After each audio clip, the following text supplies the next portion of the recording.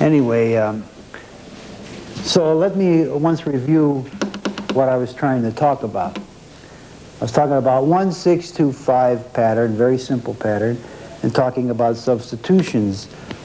One of the substitutions is to add color tones to your 1-6-2-5 pattern, which would be adding 9ths and 13ths, which would be 6 9ths and 13ths and major 7ths, adding those tones to your 1-6-2-5, or changing some of the chord progression. The 1 chord is a 1 chord, it stays a 1 chord. You can't make the 1 chord a dominant chord. In other words, you can't make it a C7th in this case. But you can make the 1 chord an E7th raised 9. Now you can't make it a 9th because how does this sound? That's what we're starting with. Now, you can't say I'm going to make this this. It doesn't seem to sound right, but how does this sound? Pretty close, because we have a tone, we have some of the tones in the 1 chord are included in the E7th chord. But if you make it a 9th or a 13th, you're losing.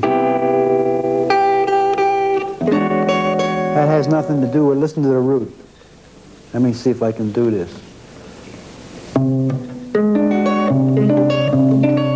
That's not right, but this will be all right.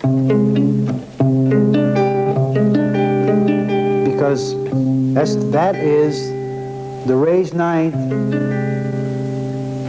of E, the C. Now, of course, you don't want to play this chord because it's a dumb chord. You have to watch when you buy books that have 10,000 chords in them, I think.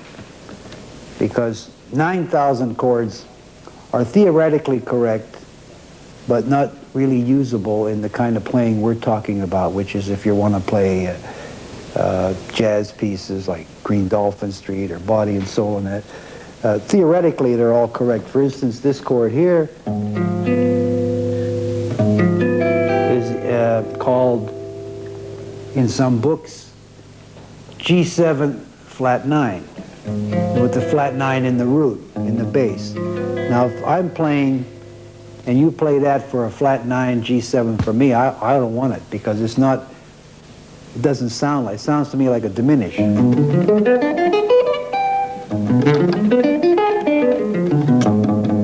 G7 flat 9 should be this. All the altered tones in your chords on the guitar, in most cases, should be on the top strings. Flat 9, raised 9, flat 5 should be the top 3 strings.